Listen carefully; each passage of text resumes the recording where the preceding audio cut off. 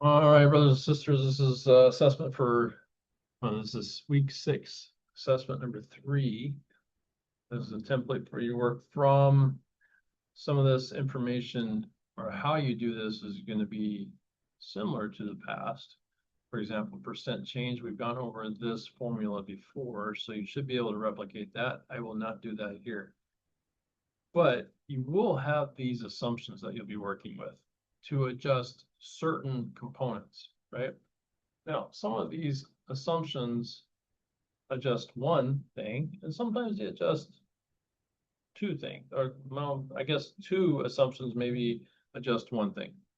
Now, this one, for example, is going to invest extra $1,000 per month in premium ingredients.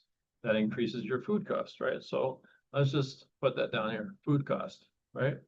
Add more skilled labor. Well, that's going to go to your labor cost, right? Increase prices. That's going to change your monthly revenue, right?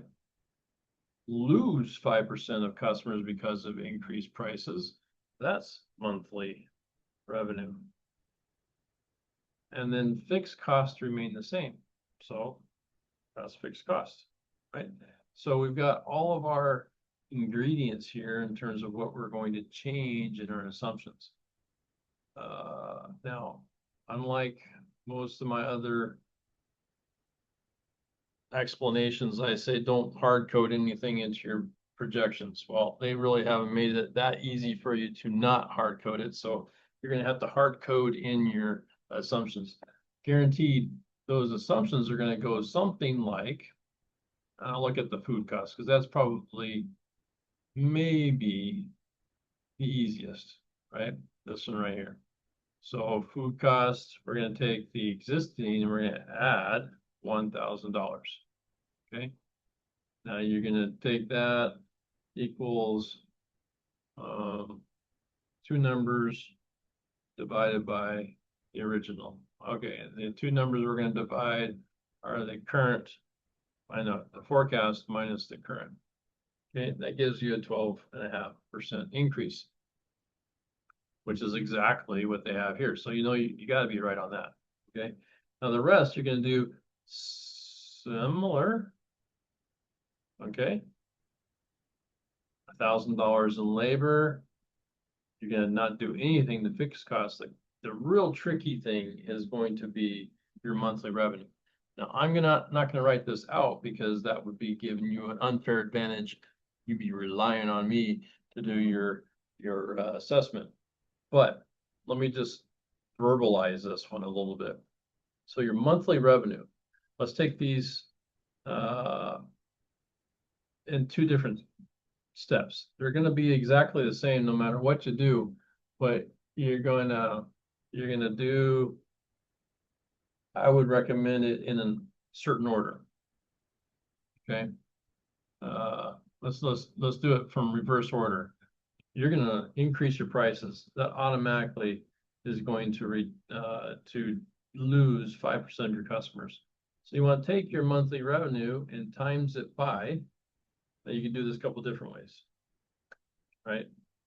You could do it by taking your monthly revenue times, and then in brackets, and I'm doing this for you without doing it, 1 minus 5%, right? That'll give you a number. So you could always go back and, oh, it's not 5%. Let's say it's 8%. So you change the 5 to 8. And you never have to worry about, okay, is that, am I at 95% or am I at 98% or am I at 92%? No, you just 1 minus. You lost 5%, right? And it's not 5, it's 0.05, right? So 1 minus 0.05 will give you how many customers you lost. And then you also have the increased prices, which I recommend you do the same thing. Times 1, parentheses, 1 plus 20%, right? Because if you wanted to decrease prices, you could do a minus 20% or whatever. But this is obviously not for this assessment because you've got specific numbers. But if you're doing this in the future, on other projects, I would do something more like, I'd put my formulas over here. I would do something like change, right? I might be change assumption. Let's see. I might have like assumptions, right? And I might just put them out here. I might have a couple different assumptions for each one, right?